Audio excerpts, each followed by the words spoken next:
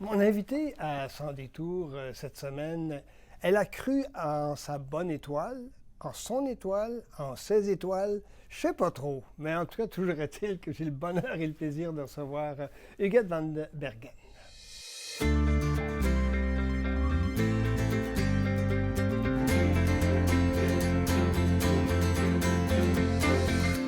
Mesdames, Messieurs, bienvenue à Sans détour. Autre chapitre, autre épisode qui, je pense, devrait vous surprendre, sinon vous intéresser à tout le moins, puisque c'est Huguette Van Bergen que je reçois à Sans détour. Bonjour, Huguette Van Bergen. Bonjour, Jean-Paul. Je suis très content de... On se tutoie? On se tutoie. Parfait. Oui. Je suis très content de te recevoir. C'est notre première rencontre longue, officielle, et on va en profiter, j'en suis persuadé. En introduction, Huguette, je disais que tu as suivi ton étoile, tes étoiles. Est-ce que le parcours d'Huguette est très linéaire ou est-ce que ça s'en va à gauche, à droite, dépendant si c'est l'étoile polaire, l'étoile du Sud ou l'étoile du Nord? Je vais expliquer pourquoi j'ai intitulé mon autobiographie Croire en sa bonne étoile. C'est que être au bon endroit, au bon moment. C'est vraiment ça dans ma vie qui s'est produit à plusieurs reprises, qui ont fait que, oui, ça m'a permis d'ouvrir toutes sortes de portes et je me considère chanceuse. Oui. Très intéressant d'avoir écrit ça. Les gens, à un moment donné dans leur existence, se disent « il faudrait bien que je donne un compte-rendu de ce que j'ai vécu ». On a tous ça dans le sang, c'est humainement faisable, évidemment, mais c'est certainement très humain de vouloir faire ça, de passer au suivant nos expériences. Est-ce que c'est le cas? C'est un peu le but de l'opération aussi? Bien, moi, j'ai un parcours qui a été linéaire jusqu'à un certain moment, puis ensuite, j'ai bifurqué dans toutes sortes dans d'autres possibilités. Mais je veux léguer à mon fils, mais surtout à ma petite fille. J'ai un neveu, une nièce, une petite fille, et des petits neveux et nièces là, qui sont venus après l'écriture, pour les inspirer au niveau d'un cheminement possible. Puis, dans le moment, je pense à ma petite fille qui vient d'avoir 14 ans, qui n'a pas encore lu mon livre. Je ne veux pas qu'elle le lise. Je dis pas avant 18 ans. Attends, ma chouette. Parce qu'il y a des sujets que je préférerais qu'elle attende. Mais pour l'inspirer, ça prend du courage, ça prend de la détermination. Et c'est ça, c'est dans ce sens-là. C'est ça. Tout Oui. à fait. C'est très intéressant aussi de vouloir écrire sur soi-même. Est-ce que ça a été difficile d'écrire sur toi-même? Non. Parce qu'on a quand même une certaine, comment je dirais, pudeur de se révéler, parce qu'inévitablement, ça devient public, puisque c'est public. Et on m'a dit que on dit que je semble avoir été très honnête, puis très ouverte, en tout cas, dans ce que j'ai écrit. Parce que j'ai tout un cheminement psychothérapeute, une psychologie analytique, avec l'approche jungienne, qui m'a pris 5 ans et qui m'a vraiment transformée. À ce point-là? À ce point-là, oui. Puis je le dis en toute humilité, parce que c'est pas... oui, ça m'a permis, ça a changé complètement ma vie. C'était quoi ta question? Alors, ma question, est-ce que ça a été difficile d'écrire ça? Ça n'a pas été difficile, parce que j'avais déjà... avec cette psychanalyse-là, j'ai tenu un journal, j'écrivais mes rêves. Alors, non, j'ai été puisée dans ce que j'avais. Ce qui m'a beaucoup aidée, surtout dans la motivation, la persévérance, c'est qu'avec Retraite en action, j'ai fait partie d'un groupe d'écriture, oui. Okay. C'est ça. Il y a toute une association qui s'appelle Écrire sa vie, J'écris ma vie, qui a débuté au Québec et qui a maintenant des chapitres en Ontario. Et c'est ça, ça m'a pris 2 ans et demi.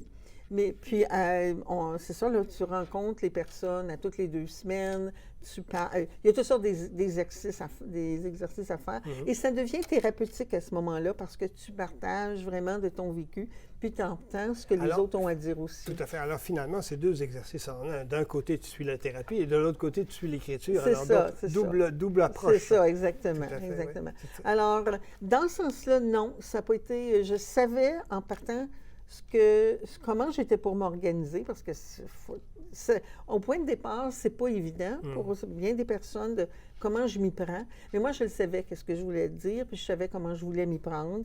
En tout cas, puis ensuite, bien, les chapitres ont pris cher au fur et à mesure. Est-ce que c'est assez indiscret de te demander, cette thérapie-là a eu lieu à quelle période de l'existence, de ton existence? OK.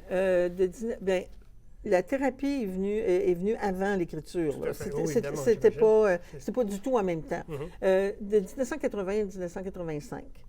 Et j'allais à Québec à toutes les 2 semaines.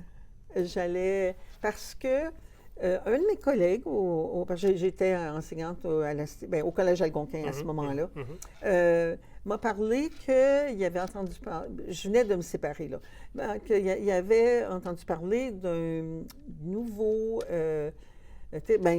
psychanalyse, là, qui venait de s'installer à Québec, junien, l'approche jungienne. Et l'approche jungienne, c'est une approche, je pense que c'est l'approche la plus efficace, si on veut, parce que tout est possible. Avec l'approche jungienne, Jung disait, tout est possible à condition que ça marche. Alors, écrire ses rêves, écrire des contes pour ensuite les analyser. Tout à fait, tu comprends? tout à fait. Il y en a que c'est à travers la danse, d'autres avec le théâtre. Guy Corneau, tu as connu, c'est ça, Guy Corneau. J'ai même eu le plaisir de l'interviewer à quelques reprises. Bon, alors Guy Corneau était l'exemple parfait, et avec ce langage tellement proche des gens, en tout cas. Alors, c'est ça. Alors, j'allais à Québec à toutes les 2 semaines, puis c'était des sessions de 2 heures au lieu d'une session d'1 heure. Quand même, oui. C'est ça. Au début, je restais j'avais une tante, puis j'étais proche de la famille. Ça, c'est la sœur de ma mère, 2 sœurs proches, donc on était proches. Et ils demeuraient à Québec, à Sainte-Foy, et la première année et demie, je restais chez eux. Puis, je t'interromps. On va faire une courte pause, courte, et on va embarquer là-dessus. Ça te va? OK. Parfait. Mesdames, messieurs, on vous revient tout de suite.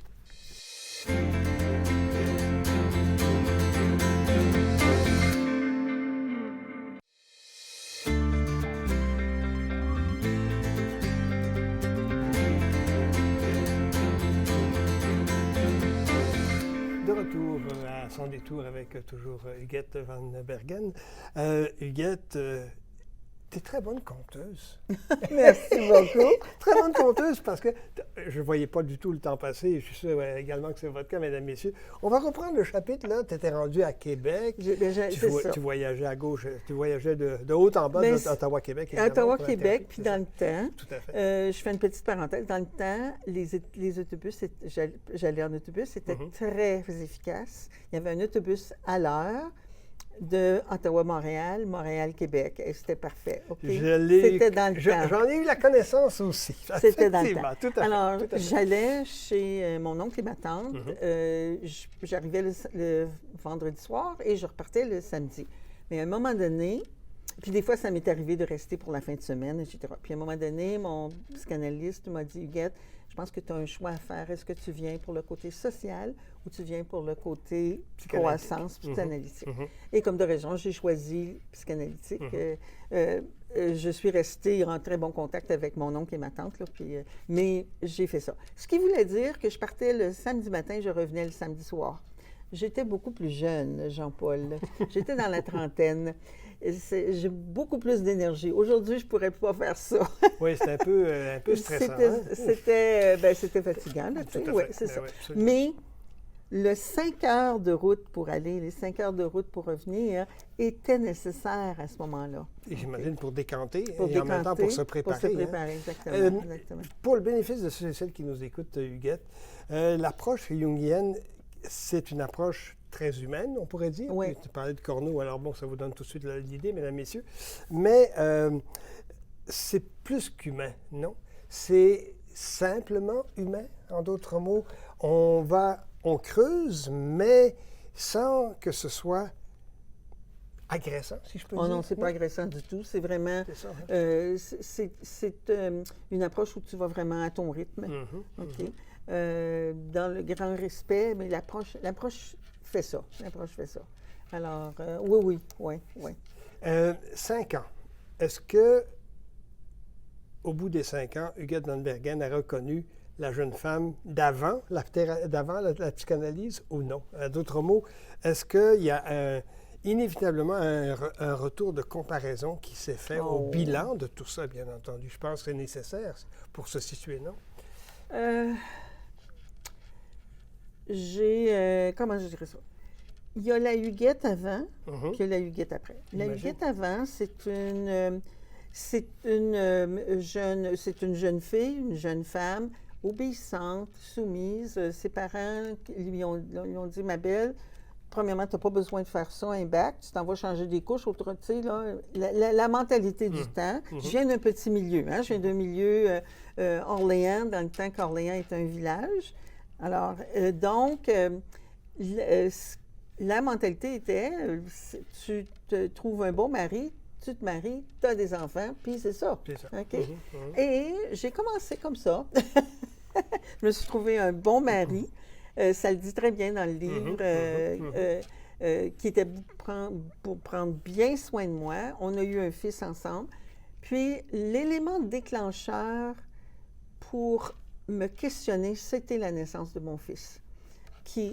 C'est comme si, là, j'avais plus de point de repère, puis je me connaissais pas, alors je me cherchais.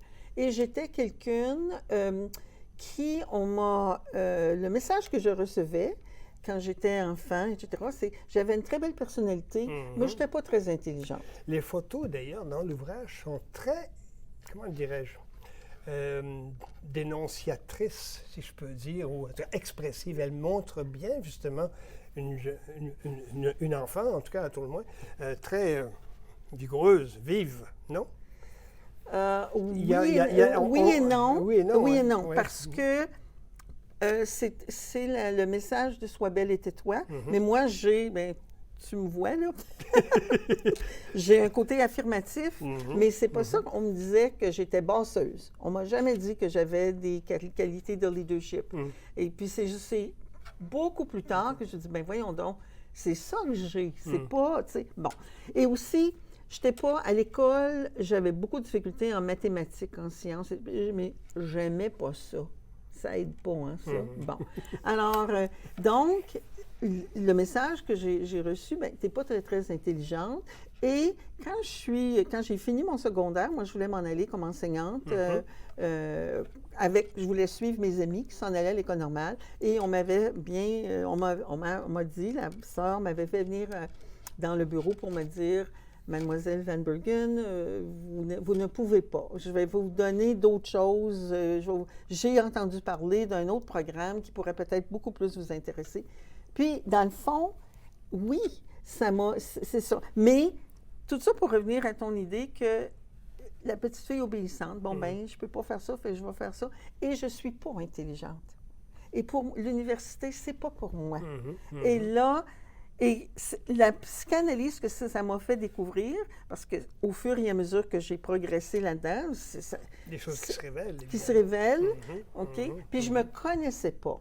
Puis mon psychanalyste m'a dit à un moment donné, je comprends maintenant pourquoi tu dois faire ce trajet-là à toutes les 2 semaines parce que tu as besoin de Je me rejoignais pas. Alors, pour venir à bout de me rejoindre, ça me prenait ce trajet-là. Je te pose la question, Huguette, parce que probablement que pour cette période-là de l'histoire en tant que telle, il y a beaucoup de jeunes filles et de jeunes femmes qui, comment je dirais, dont on réduisait les attentes, si je peux dire. Non, est-ce que tu ne penses pas c'est générationnel? C'est de la mentalité. C'est de la mentalité. Et c'est la mentalité canadienne-française. En plus? En plus. Ah oui, c'est canadien-français, ça. Je vais donner un exemple qui ne va pas du tout avec mon livre, là, mais j'en parlais cette semaine justement à quelqu'un. J'ai une amie qui décide, on est au début de la vingtaine, là, toutes les deux, qui décide qu'elle quitte la maison puis elle s'en va vivre en appartement. Je me souviens, un de mes oncles arrive chez nous en furie, rien, de se quitter ses parents, c'est-tu assez sans cœur, tout ça, là, tu sais. Ben, t'étais pas supposé t'en aller t'étais supposé te marier ou rentrer au couvent. L'un ou l'autre, oui. Ou aller chez les sœurs, Oui, tu comprends? Mais il n'y avait pas, oui, je n'oublierai jamais ça, ça se faisait pas. Tu comprends? Donc, la jeune fille, après les 5 ans de psychanalyse, c'était plus la même Huguette. Bien, OK. Ce qui s'est produit, c'est que c'est pas juste la psychanalyse. Premièrement, moi,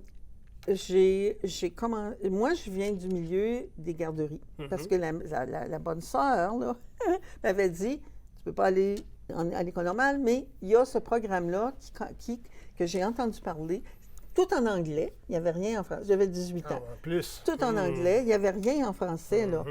Puis, c'est le monde des garderies. Moi, un daycare center, là, j'avais jamais entendu parler de ça. Pour te donner le premier exemple de ma bonne étoile, je rencontre la personne responsable parce que le programme, c'est un programme qui se donnait sur 3 ans et qui était en cours du soir. En collaboration avec the Association for Early Childhood Education et l'Université Carleton. OK. Tu comprends, là? Je suis complètement avec des anglophones et des femmes, toutes des femmes, il n'y a pas d'hommes là-dedans, puis leurs enfants, c'est des adolescents, ils sont beaucoup plus vieux, ils n'ont plus besoin d'elles. Alors, ils ont décidé, ils sont tous d'un certain âge, là, de s'orienter puis de s'en aller en garderie, tu comprends? Ou en prématernelle, parce que nursery schools, là, il y avait nursery schools beaucoup plus que des care dans le temps. Bon, OK. Je rencontre la personne en question pour m'inscrire, commencer le cours, puis elle me dit, j'ai dit, I don't know what you're talking about. I have to find out. Fait qu'elle dit, bien, je vais te renvoyer, ça s'appelait Ottawa Day Nursery, qui est devenu Andrew Fleck. Ben oui, OK? tout à fait. C'est ça. Bon. Elle m'a dit, je vais te faire le premier stage, 3 semaines de stage, puis tu vas voir si tu aimes ça. Alors, bon, parfait. Dans le programme, il y avait 4 stages, premier stage. J'arrive là. Moi, je venais du milieu des terrains de jeu. J'étais monitrice de terrain de jeu, là, bon, OK? Alors, les enfants, pas de problème. Il y a 1 semaine et demie après que j'ai eu commencé, il y a une des éducatrices qui partait, puis ils m'ont offert le poste. Et c'est comme ça que je suis arrivée dans le milieu des garderies. Bon, ça, c'est une chose. Arrive 2 ans et demi plus tard, j'ai mon diplôme. Puis, mon programme, au lieu que ça me prenne 3 ans, oublie pas là, on est dans une mentalité... De petit village. Mais non, de mentalité du temps. Du temps. C'est pas la même chose. Non, c'est pas la même chose. Tout à fait. On m'a dit, puisque tu demeures chez tes parents, parce que j'étais jeune, j'avais 18 ans, tu demeures chez tes parents, tu n'as pas de responsabilité, pourquoi est-ce que ton programme, tu ne le ferais pas accélérer en 2 ans au lieu de 3 ans? Bon, parfait. OK. Deuxième étoile, OK. Je suis diplômée. Le Collège Algonquin ouvre ses portes en 68, mais les programmes commencent en 69. Et je suis en garderie, je suis maintenant diplômée, j'ai fini et je suis bilingue. Le Collège Algonquin est bilingue. Bilingue, absolument. On vient me chercher pour faire partie de la maternelle laboratoire. Alors, je deviens éducatrice enseignante auprès des enfants et des étudiants. C'est ça. J'étais la seule diplômée, si tu veux, bilingue dans la région. J'avais 22 ans. OK? Je ne sais pas si tu sais, mais il y a eu bien des femmes qui m'ont beaucoup enviée puis qui m'en ont voulu parce que j'avais très peu d'expérience, là, tu sais, je commençais. Bon, OK. Ça, c'est la deuxième chose. Mais là, je suis dans le milieu de garderie. On me dit que je ne peux pas faire plus que ça. OK? Je commence ma psychanalyse, puis là, je me dis, peut-être que je peux m'essayer à l'université. Et là, je commence. Puis là, ce qui m'intéresse, c'est la psychologie, moi. C'est ça qui m'intéresse. Bien là, je me dis, pourquoi je ne m'orienterais pas? Bien là, j'ai pété le feu en psychologie. Là, oui. Puis là, écoute, j'ai fait 2 bacs. Écoute, là, j'ai fait 2 bacs. Mon premier bac, psychologie, concentration psychologie, cum laude. Je voulais continuer mes études, alors j'ai fait un 2e bac, spécialisation en sciences religieuses, mais pas la théologie, là, et étudier le phénomène religieux à travers les sciences. Et là, je finis avec magna cum laude. OK, là? Bon. Et tout ce temps-là, pendant que je suis à l'université, je suis aussi en psychanalyse. Et en plus, en 81, le Collège algonquin, on était au campus Woodruff. Et on s'en va, on déménage les études familiales. Je fais partie du secteur études familiales. S'en va à Colonel Bay et la maternelle ferme. Mais moi, là, je suis enseignante et je suis syndiquée. Ils ne peuvent pas juste me mettre à la porte. Alors, mon directeur vient me voir. Excusez. Prochaine étoile. Mon directeur vient me voir, puis il dit, Huguette, qu'est-ce que tu peux enseigner? Mais là, je ne savais pas, là, tu sais, il faut que je pense, m'en penser à mon affaire, tu sais. Mais j'étais dans mon bac, là, OK? Ma collègue me dit, bien, Huguette, un de nos collègues part en sabbatique. Saute sur l'occasion. C'est lui qui enseigne les cours de psycho, prend ses cours de psycho, OK? Haute étoile. On est en 81. Je vais commencer en septembre 81 l'enseignement dans une salle de classe, là, traditionnelle, etc.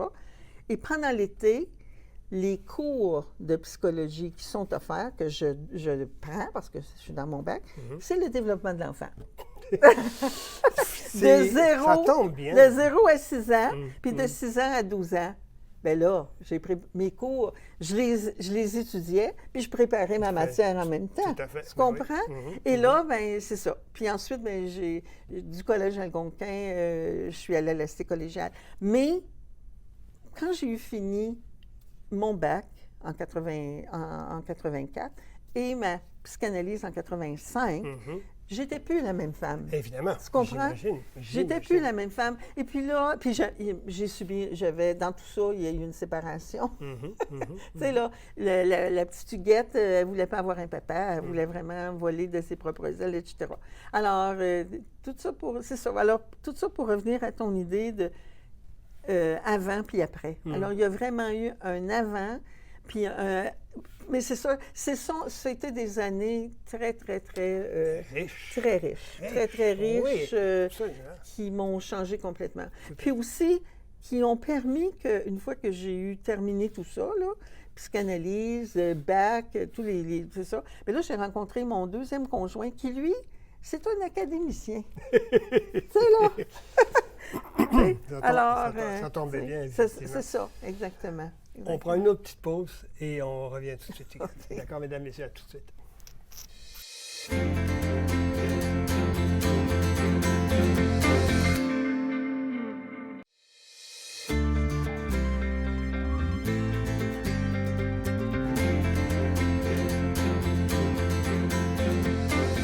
De retour à Sans détour, toujours avec Huguette Van Bergen. Malgré qu'en effet, la jeune fille d'avant et la jeune fille d'après, je vais quand même revenir à la jeune fille d'avant, si tu permets. Tu es née à Orléans. Oui. Bon, petit village, pas loin d'Orléans, d'accord. Moi, à Orléans même. À Orléans même? Ah oui, en arrière de l'église. J'ai grandi en arrière de l'église Saint-Joseph. Quel là. paradoxe. Ouais. Enfin, quel paradoxe. Mais enfin, je ne veux pas faire de la fausse psychologie, évidemment. C'est ça. Mais quel souvenir, malgré le changement et la thérapie, etc., quel souvenir tu gardes de ces années d'enfance-là, de toi-même? Oh, je viens d'un milieu qui, on va dire, j'étais un milieu protégé, là, tu sais, je pense que j'avais besoin vraiment de m'épanouir, là, de sortir de tout ça. Mais j'étais une enfant très choyée, là. Il me semble que c'était quand même une enfance heureuse, comme on dit communément. Non, c'est une enfance heureuse. Ouais. Non, mais... oui, c'est une enfance heureuse, élevée dans la religion catholique au bout, en bon canadien. Là. Oui, des parents aimants, des parents simples, que ce que je pense que j'ai réalisé à travers des années, là, ce que je n'ai pas eu dans cette enfance-là, c'est la stimulation intellectuelle. OK? C'est ça qui m'a. C'est ça, là, tu sais. Mais non, je viens d'un milieu. J'ai jamais manqué de quoi que ce soit. On vivait humblement, mais on vivait bien. J'ai une sœur. On était toutes les deux. Donc, c'était des années heureuses, mais j'ai une disposition de soumission, moi. Je ne suis pas rebelle. Tu sais, je connais une amie qui, elle, jamais ça aurait passé. Alors, mais moi, alors... puis aussi, le message, on ne m'a jamais demandé « Qu'est-ce que tu en penses? Comment tu te sens? » etc. J'ai commencé à apprendre ça dans la vingtaine. Quand la première fois que une personne m'a dit « Bien, comment tu te sens devant ça? » Oh mon Dieu, c'était comme une révélation. C'était une révélation pour moi. Après la psychologie, après la thérapie, j'allais dire la psychologie, oui, après la thérapie. Ça aussi, après la psychanalyse, Collège Algonquin, bon, université évidemment, etc. Quelle est la sensation que tu as eue quand la première fois tu t'es dite, bon, ben je peux enseigner? J'enseigne mon savoir parce que tu avais acquis par expérience ou par besoin certaines expériences, certaines connaissances à tout le moins, qui remplissaient bien sûr un vide dont tu viens de parler. Ça a été quoi l'émotion ressentie à ce moment-là? Youpi, j'y suis arrivé ou encore? Ah oui. Ah oui. Il me reste encore du chemin à faire. On va dire, on va rester là, à ce moment-là, quand j'ai commencé en 81 à enseigner en salle de classe. Premièrement, un de mes collègues, j'en parle. Moi, le collègue qui m'avait dit, il y a tel psychanalyste, là, ça, je lui avais dit, tu sais, écoute, là, tu sais, on va commencer à enseigner la psychologie. Il m'a dit, Huguette, tu as 15 ans de j'étais pour enseigner le développement de l'enfant. Tu as 15 ans de bagage avec les enfants. Réalise-tu tous les exemples que tu vas pouvoir apporter? Tout à fait. Tu sais, exactement. Alors, oui. Je suis arrivée dans l'enseignement aux fin adolescence adulte, là, comme un petit poisson dans l'eau. J'imagine. Ah, j'ai tripé. Ah oui, ça m'a complètement changé. J'avais pas encore très confiance en moi parce que c'était nouveau, mais ça m'a... Oui. Ah oui. Puis moi, je suis une fille de devoir, je suis une fille de discipline. Mes étudiants n'ont jamais reçu aucun travaux en retard. C'est moi, ça. C'est dans ma personnalité. Je suis comme ça, j'ai toujours été comme ça. Ça ne changera pas. Puis la psychologie, moi, j'en mangeais. Tu sais, ce que j'étudiais, bien, je l'enseignais en même temps, puis je le digérais en même temps. Est-ce que c'est encore le cas? Parce que, inévitablement, les écoles en psychologie et en psychiatrie ont évolué, ont changé, se sont multipliées aussi, sauf erreur. Et donc, par conséquent, inévitablement, on a étant dans un domaine, moi le mien c'est l'histoire, le tien c'est la psycho, je me disais, on a une soif de savoir, de connaître presque constante, non? Ah oui, ça part pas. Ah oui, ça continue. C'est moins intense que c'était, là, tu sais. Mais ah oui, ça ne me quitte jamais. Mais je me souviens de dire aux étudiants, là, quand ils arrivaient, là, ils commençaient, je leur disais, vous êtes dans le meilleur cours parce qu'on va parler de nous autres. Tout à fait. Là. J'enseignais tous les développements. Développement de la naissance jusqu'à la mort, après la vieillesse. Là. Tous les développements, avec une concentration sur le développement de l'enfant, puisque le programme dans lequel j'ai le plus enseigné, c'est garde éducative à l'enfance. Parce que c'était mon milieu, là. Je venais de ce milieu-là. J'ai envie de te demander, maintenant que tu regardes un peu ce monde-là un peu plus loin, si je peux dire, est-ce que l'éducation, et je le dis de façon très générique et globale, parce que, bon, je ne veux pas rentrer dans des détails particuliers, mais est-ce que l'éducation a beaucoup changé ici, au Canada français, particulièrement en Ontario francophone? Est-ce que ça a beaucoup changé? En d'autres mots, les gens qui sont présentement à De La Salle ou qui sont, je ne sais pas moi, à Genève ou peu importe, même à la Cité, pourquoi pas, est-ce que ça a beaucoup changé? L'impression que moi j'ai à regarder l'histoire de ces institutions-là, je ne suis pas sûr que ça ait beaucoup changé. Le personnel a changé, la société a changé autour, mais l'enseignement, je ne suis pas sûr. Je ne le sais pas. Ça, je ne suis pas dans le milieu, là. Okay. Je suis pas dans le milieu, puis j'ai été dans le milieu collégial. Le milieu collégial a énormément changé depuis mon départ, parce que ça fait 19 ans que je suis à la retraite, au niveau de l'ordinateur. C'est que tout passe maintenant par l'Internet, par ordinateur. Je pense que le contact humain a énormément diminué. J'imagine, hein? Alors, ça, oui. Ce qui est... Je vais revenir à l'enfant. Ce qui a beaucoup changé, parce que je vois des enfants à la télévision, par exemple, OK, là, des petits, là, ils sont interviewés. Ça se faisait pas quand j'étais éducatrice, OK, là? Mais la capacité de répondre, l'articulation. Il y a un petit bonhomme, je ne sais pas si tu connais Toy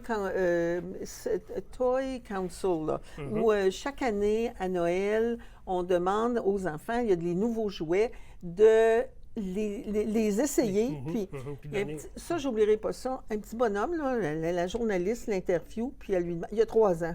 Elle lui demande, tu sais, pourquoi tu aimes ce jouet-là? Puis il répond, c'était en anglais, il répond, because, well, it does this and it does that, et puis Il y a 3 ans. Là. Structuré. Tu comprends? Oui, mais l'enfant est tellement plus stimulé que dans mon temps à moi, mais dans le temps où moi, j'étais éducatrice aussi. Les enfants étaient beaucoup plus éveillés que quand j'étais enfant, moi, mais ils sont encore plus maintenant. Maintenant, je pousse la démarche plus loin, ils sont peut-être plus éveillés, je suis d'accord avec toi là-dessus. Est-ce qu'on leur donne davantage ou assez de structure? Tu parlais que tu étais une jeune fille et une femme structurée, tu l'es encore. Je ne suis pas sûr que les enfants ont, à cause de l'environnement social, ont cette espèce de besoin de structure émotive et autre, parce que j'ai l'impression pas qu'ils n'en ont pas besoin. Ils en ont besoin. Ben oui. Ils en auront toujours besoin. Mais est-ce que ça leur est donné? Tout à fait. C'est ça, tu vois, il y a une grosse différence. Ça dépend des milieux, je pense. Ça dépend des milieux. Je pense qu'il y a des enfants qui sont surstimulés, tu sais. Un cours de ci, un cours de ça, le hockey par-ci, le ci par-là. Tu sais, là, je trouve que c'est beaucoup. Ça dépend. Moi, j'ai ma petite fille de 14 ans que je suis en grande admiration devant cet enfant-là, en tout cas. Tout l'intéresse, mais toutes ces structures. Elle a des parents, elle vit dans 2 familles, là, hein, parce que son père est divorcé, remarié, etc. Hein? En tout cas. Mais ça l'a beaucoup. Quand tu es avec un, c'est telle chose, quand tu es avec l'autre, c'est telle chose, mais elle est. Non, il y a quelque chose de très épanoui chez elle. Puis je pense que les enfants autour d'elle, étant en 8e année, sont comme ça aussi.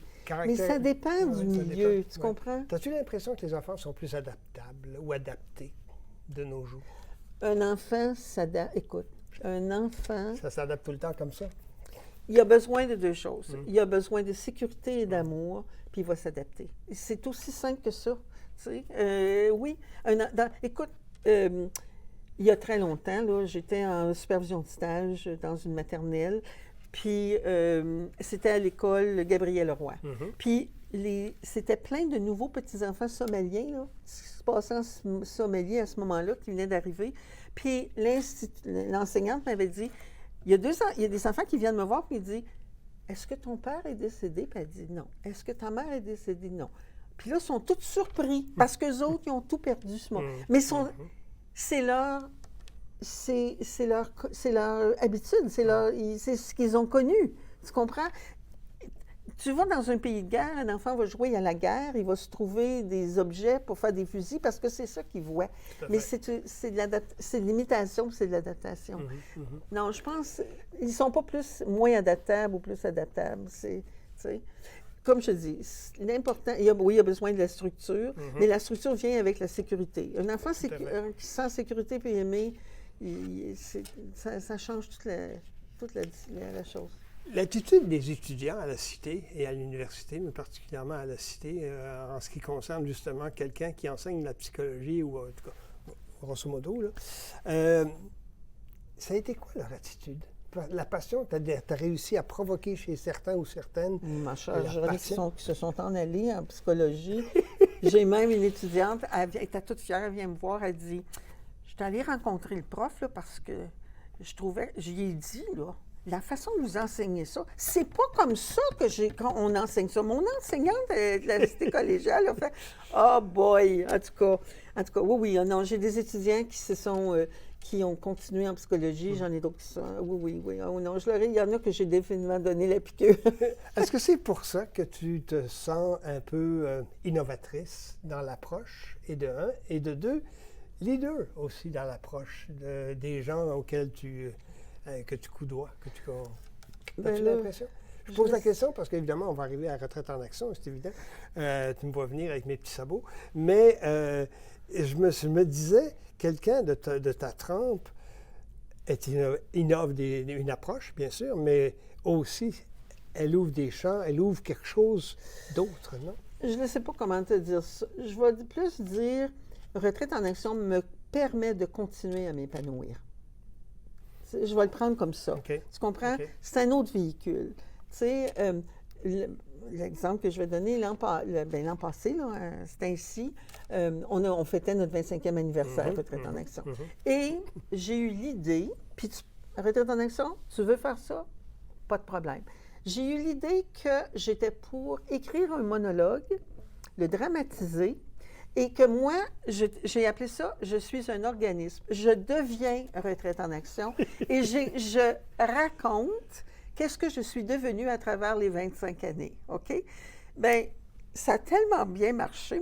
Premièrement, il y avait 6 pages à apprendre par... Première fois que je le compose, fallait que, tu sais, je l'ai-tu relu et réécrit. Fallait que je l'apprenne par cœur pour ne pas me tromper, puis tout le kit, OK?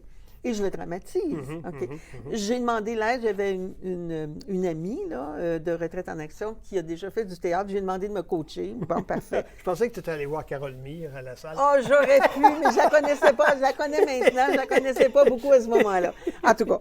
Mais, alors, au déjeuner des flyers, au mois de mars l'année passée, je présente mon monologue et j'ai eu une ovation. Hey. Ça, là... Mais ça, c'est ça, Retraite en action. Tu comprends? Il n'y a pas... Tu veux essayer quelque chose... Parce que Retraite en action, tu le sais, la devise, c'est pour ses membres, par ses membres. Alors, tout part des membres. Alors, c'est ça, j'avais été voir Anne-Marie Laurando, notre directrice générale, puis j'ai dit, j'aimerais ça faire ça. Ben, envoie ma belle, tu comprends? Il n'y a pas de... c'est ça, tu sais, tout est possible. Alors, si tu me parles de... j'ai continué ma croissance personnelle. Mais là, c'est le véhicule, c'est Retraite en action. Tout à fait, oui, tout à fait. Puis là, je suis devenue présidente du conseil d'administration. Ça, mon cher, je ne pensais jamais. Et on va y arriver justement parce que je veux aussi voir comment est-ce que c'est fait le lien justement entre ce que tu viens de nous raconter et puis ton accession, si je peux dire, à Retraite en action, évidemment aussi. Alors, si tu permets, avant que... Oh, c'est très riche, hein, mesdames, messieurs, qu'en pensez-vous? Si on prenait une petite pause, on va revenir tout de suite après.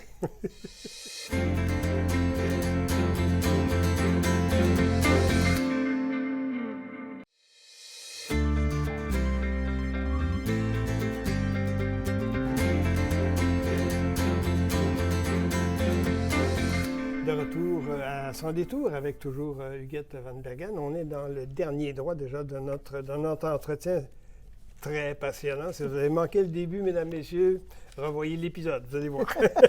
Sans aucun doute. Ce que j'aimerais que les gens comprennent, c'est comment s'est faite la transition de l'enseignante pour arriver à Retraite en action. Est-ce qu'il n'y a pas eu de brisure? Il y a eu, comment je dirais, en parallèle, deux choses qui sont projetées? Prendre sa retraite, c'est une adaptation. Tu n'as plus de routine. C'est-à-dire une routine imposée. C'est toi qui dois maintenant gérer ton horaire, etc. Bon. Mais moi, j'avais entendu parler de Retraite en action en travaillant. Dans la salle de courrier, au-dessus de la photocopieuse, il y avait mis une annonce. Ça commençait en 97. Une autre bonne étoile. Une autre bonne étoile, exactement. Puis là, moi, quand j'étais en 97, puis j'ai pris ma retraite en 2004. Alors, je me suis dit, mais quand je prends ma retraite, moi, je m'envoie là-dedans, tu sais, ça va l'air tellement intéressant. Et je suis embarquée. Mais les premières années, 2 années, 3 ans à peu près, j'ai participé. Mais moi, me connaissant, qu'est-ce que je peux faire? Tu comprends? Comment je peux, moi, contribuer? Là, c'est que moi, je ne vais pas me trouver là-dedans. Puis, il y a une des compagnes là, qui commençait, qui cherchait des gens pour le comité d'accueil. Il avait mis sur pied le comité d'accueil, puis elle cherchait d'autres gens. Je me disais, écoute, moi, je suis capable de faire ça, tu sais, m'embarquer là-dedans. Alors, j'ai commencé là.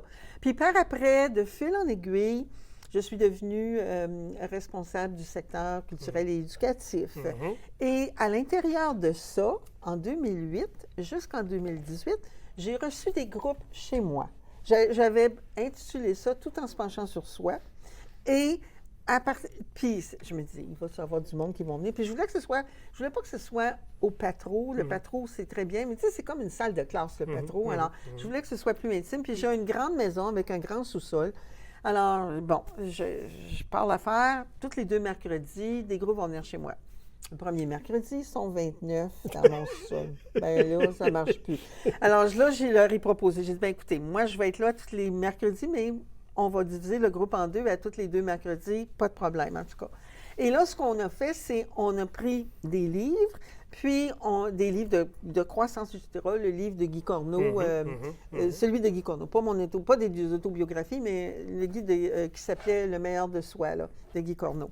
On a fait lui, on a fait comment vieillir et rester dans la parade. En tout cas, ça, c'était une série d'entrevues. En tout cas, on s'est basé sur des livres pour parler de soi. Tout à fait. Alors, et j'ai fait ça pendant... En d'autres mots, des groupes de croissance personnelle, Oui. si on utilise le vocabulaire très contemporain. C'est ça. Mais sans thérapie, tu comprends? Oui, absolument. C'était du partage, parce que je ne suis pas thérapeute, j'ai une spécialisation en psychologie, mais ce n'est pas du tout être thérapeute, et puis je n'ai jamais prétendu que je l'étais.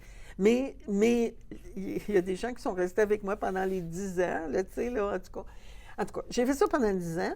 Puis, ce qui s'est pas. Bien, j'avais fait le tour du jardin. On a fait toutes sortes. On a fait les énéagrammes, on a fait les chakras. En tout cas, on a eu bien du plaisir.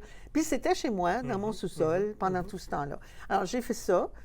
Puis, aussi, OK. Après ça, bien là, on m'a approchée pour faire partie du conseil d'administration comme administratrice. OK? Parfait. Parce que à ce moment-là, on avait besoin de gens avec une approche humaine. OK. OK? Bien, moi, ça. C'était l'essence même. Ça. En tout cas. Et aussi, Retraite en action, son personnel devenait du personnel permanent au lieu des contractuels. OK? Et là, c'était tout un autre monde, là. Bon. Puis là, je suis devenue présidente du comité des ressources humaines. Et moi, je n'ai jamais fait ça parce que je viens des sciences humaines. Je ne viens pas des ressources humaines. J'ai beaucoup appris. OK? Et de fil en aiguille, on m'a approchée pour devenir présidente du conseil d'administration. Puis tu sais, comme Saint-Pierre, 3 fois, là, les 2 premières fois, bien, il n'est pas question que je fasse ça. Non, c'est pas pour moi. Puis finalement, c'est la belle Anne-Marie qui m'a convaincue. Elle m'appelle, puis en tout cas, elle dit « Huguette ». Puis là, elle avait vraiment des arguments convaincants. Je m'en vais prendre ma marche le matin. Moi, je marche le matin. Puis en marchant, je me suis dit « Hey, je peux refaire. » Tu sais, puis plus j'y pensais, plus je me voyais, puis ça me donnait de l'énergie. Je disais « Ah, c'est signe que ça sera mon champ du signe. » Alors, c'est la 3e année que je suis présidente du conseil d'administration, mais c'était définitivement pas du tout mon but. Mais l'approche que tu amènes au sein du conseil, puis au sein de Retraite en action, mais l'approche que tu amènes est justement la dimension humaine et pas seulement la dimension, comment dirais-je, administrative. De gouvernance. Oui, de gouvernance, ouais, exactement. Oui, tout à fait. Tout ouais, à fait. ouais. Ça doit certainement, comment je dirais, donner une espèce de dorure à l'organisme. Non, tu ne penses pas? J'ai comme l'impression, parce qu'il y a beaucoup d'organismes, quand tu les regardes, il y a beaucoup d'organismes qui fonctionnent par ressources humaines, budget, activité, oui, mais bon, tu sais, la priorité n'est pas toujours au bon endroit. Ça, c'est un jugement à moi que je donne, évidemment. Mais c'est difficile de juger parce que je suis devenue présidente au début de la pandémie. Mais c'est pas toi qui prends les décisions administratives. Tu donnes la grande vision, oui, l'orientation, mais c'est pas dans etc. ce sens-là. C'est que on se rencontrait en Zoom. Hein? C'est pas pareil. Non, évidemment. Ça, je suis d'accord. Alors, c'est difficile pour moi de... Puis maintenant, nos réunions du conseil sont en Zoom. Puis les réunions des comités, c'est en Zoom. Écoute, c'est tellement plus simple, plus facile. Regarde, là, on a une tempête de verglas, là. Tu as une réunion, tu sais. Bien là, on a manqué d'électricité, fait qu'oublie ça. Évidemment. Mais en général, il y a une tempête, il y a n'importe quoi, on a des membres qui demeurent loin. Alors, tu sais, on a, on a une membre qui, elle vient de l'île Maurice et qui était chez elle à l'île Maurice à la dernière réunion du conseil, là. Puis elle est là, à la réunion, tu comprends? Tu sais, je ne sais pas... oui, mon approche, c'est une approche humaine. Ça, il n'y a pas de doute là-dessus. Je ne peux pas m'empêcher. Mais je ne sais pas jusqu'à quel point ça déteint tant que ça. Il faudrait demander aux autres membres, tu comprends? On va aller s'enquérir. Ben, j'ai comme le sentiment que j'ai, et c'est pas du tout intellectuel mon affaire, ni statistique, mais le sentiment que j'ai, c'est, ouais, Huguette, elle apporte ça. Bon, OK, alors, pourquoi pas, évidemment. Est-ce que tu te sens bien dans ce rôle de présidente du CA? La question peut sembler un peu tendancieuse, là, mais je me suis dit, quand on aborde ce genre d'approche-là, on a des hésitations, mais on n'est pas tout à fait sûr, comme tu allais dire au début, je ne suis pas sûr. C'est pas la même cuisine à laquelle on est habitué. Quand je suis arrivée au conseil, avant d'être présidente, quand je suis arrivée au conseil, je comptais ça au vice-président dernièrement, je suis arrivée au conseil avec mon porte-document, avec tous mes dossiers. J'imagine. OK. Oui, mais j'ai eu le choc de ma vie. Ils sont tous devant des écrans, eux autres. Ils sont à l'ordinateur. OK, je vois. Ah! Et là, j'étais pas grosse dans mes culottes. OK, là, je te dis, là, ben voyons donc que, tu sais. Et j'avais pas de portable. Moi, on a un ordinateur à la maison, là, un bon, tu sais, on travaille à l'ordinateur, mais pas pour, écoute, des courriels, puis Zoom, pas Zoom, mais Google, puis c'est Facebook, mais pas rien de business, là, pas rien de monde des affaires, là, tu sais, je connais pas ça, là, tu sais, en tout cas. Oh boy! Bien là, je vois Anne-Marie, tu sais, puis là, je me sentais très insécure, parce que je suis pas compétente, là, tu sais, à côté des autres, ils ont soit une tablette ou ils ont soit leur portable devant eux autres, là. Qu'est-ce que va faire? Bien là, Anne-Marie, ils m'ont prêté une portable. Puis ça va tellement bien. Le portable, il a même été changé. J'ai un nouveau portable. Tant que je suis avec Retraite en action, m'a gardé leur portable, tu comprends? Mais j'ai appris à me servir de ça. Mais pour moi, ah oui, j'étais... les premiers temps, le premier mois, on va dire, j'étais très insécure là, parmi ce monde-là. Là. Parce que je ne viens pas du milieu administratif. J'ai coordonné des programmes. Mais coordonner des programmes, tu sais, j'ai coordonné le programme au Collège Algonquin, garde éducative à l'enfance. J'ai coordonné le programme à la Cité. J'ai même coordonné, à un moment donné, on avait le programme de garde éducative à l'enfance de 3 modes de livraison. Le jour à temps plein, le soir à temps partiel et à distance. Puis mais c'est de la coordination. J'ai jamais employé de personne, j'ai jamais eu à gérer un budget. Tu sais, là, j'ai jamais eu à gérer des employés. Tu sais, je connaissais pas ça, là. Est-ce que c'est intéressant, malgré tout? Ah ben oui, ben oui, oui. Donc ça te permet d'apporter de l'innovation, ça te permet d'apporter des idées aussi, ou d'être plus ouverte encore aux idées des autres. Parce que je suppose qu'il y a beaucoup d'idées qui sont présentées à Anne-Marie et puis qui suivent le processus pour aller au CA, puis bon, ça redescend, évidemment. On a, je vais t'avouer que surtout pendant la pandémie, là, on a une directrice générale hors pair, là.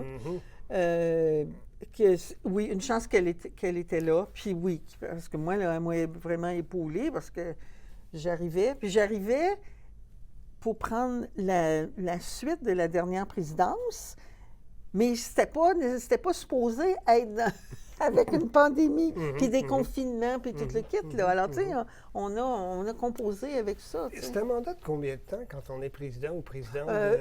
Au conseil d'administration, on a le droit à 2 renouvellements de mandat de 2 ans. Alors, en tout, c'est 6 ans.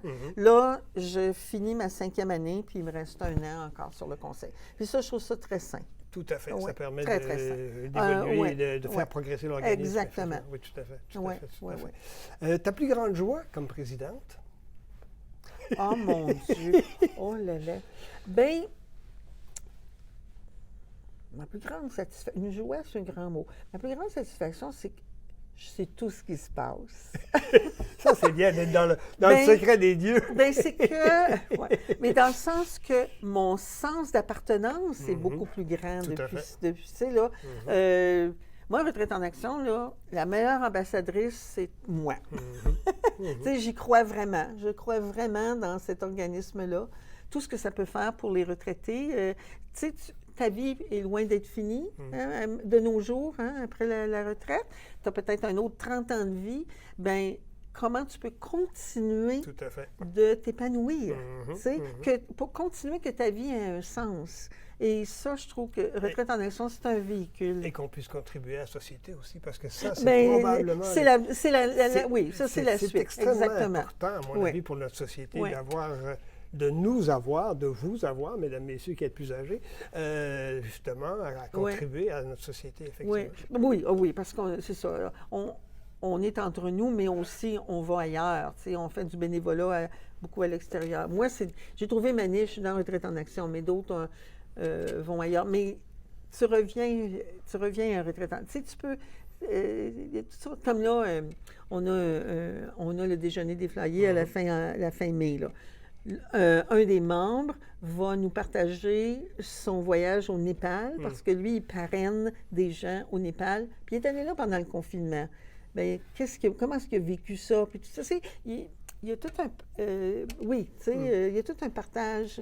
La question que je me suis souvent posée à propos de Retraite en action, puis là, c'est une déformation professionnelle, parce que, bon, je suis archiviste de formation et historien de formation, et c'est évident que la vie d'un organisme, ça m'intéresse, mais aussi les documents qui reflètent la vie de l'organisme sont tout aussi importants pour voir son évolution. Est-ce que vous avez des archives à Retraite en action? Oh, ben oui, oui, tout est archivé, absolument. Tout est archivé. Mais là, j'ai mis sur la table, ici, là, le cahier du 25e, le cahier souvenir du 25e. Je vous en ai donné une copie, là. En tout cas. Oh, oui, tout est archivé, absolument. Absolument, depuis les débuts. Donc, on va être capable de pouvoir refaire l'histoire de Retraite en action. Bien, c'est ça que j'ai fait l'an passé avec mon organisme. Je suis un organisme, tu sais. Tout à fait. Je suis allée dans les souvenirs de tout ça. Très, très, très, très intéressant. J'ai envie de terminer avec la rafale, si tu es d'accord. Oh oui, envoie. Allons-y pour la rafale. Amusons-nous un tout petit peu. OK. Dans les spectacles que tu as vus, je suppose que tu en as vu plus d'un, lequel t'a touché particulièrement émotivement? Oh mon Dieu! Bien, c'est pas un spectacle, ce serait plus une pièce de théâtre, c'est Incendie de... C'est quoi son nom, là? Ça commence par W, là. Lui, moi, pas lui. Oui, je cherche aussi mais le nom. Je l'avais vu au CNA avec André Lachapelle. Ah, ça, là. En tout cas, tu me demandes ça, là. Voilà. Très intéressant. Je suppose que tu déjeunes, et là, on tombe, comme tu vois, c'est la rafale. Hein? Tu déjeunes, tu prends des céréales. Hormis le lait, qu'est-ce que tu mets dedans? Je mets pas de lait dans mes céréales. Je mets du jus. C'est du muesli avec du jus, un peu de jus d'orange pour l'humecter. Ensuite, des fruits puis un yogourt. Ça nous donne tout de suite là où tu en es rendu de ce côté-là. Quel véhicule tu conduis? Je conduis un Trailblazer Chevrolet 2022. Petit mini... Ça fait longtemps que tu as tes permis? Ça fait longtemps que j'ai des permis. Oui, un mini SUV. Tout à fait. Inévitablement, dans l'existence, il y a de la routine. Qu'est-ce que tu fais pour briser la routine? Si t'arrive de briser la routine, évidemment. Qu'est-ce que je fais pour briser la routine? C'est vrai qu'on est très routinier. Je marie et moi, on est très routinier. Qu'est-ce que je fais pour briser la routine? Aller au cinéma. J'ai envie de te poser la question, même si je connais déjà la réponse, et je vais te demander une réponse très brève, pardon. Le cœur ou la raison, qu'est-ce qui prime chez toi? Le cœur. Ah oui? Puis la raison en vient pas loin, mais le cœur. Le cœur avant tout, effectivement, tout à fait. Et rapidement encore, ton cellulaire, quelle application tu utilises le plus? C'est mes courriels, là. Gmail. Pas plus. C'est pas... Oh non. De photos. Oui, c'est ça, exactement. Oui, tout à fait. Ouais. Huguette Van Bergen, ça a été un plaisir de te recevoir à Sans Détour. Ça a été vraiment un tour d'horizon rapide, mais un pur plaisir de t'avoir en face de moi. J'espère qu'on aura l'occasion de se reprendre. Merci beaucoup. Puis que tu viennes à Retraite en Action, toi aussi. Absolument, tout à fait. Bien promis là-dessus, absolument. Mesdames, Messieurs, encore une fois, un grand merci d'avoir été des nôtres et on se retrouve à une prochaine fois.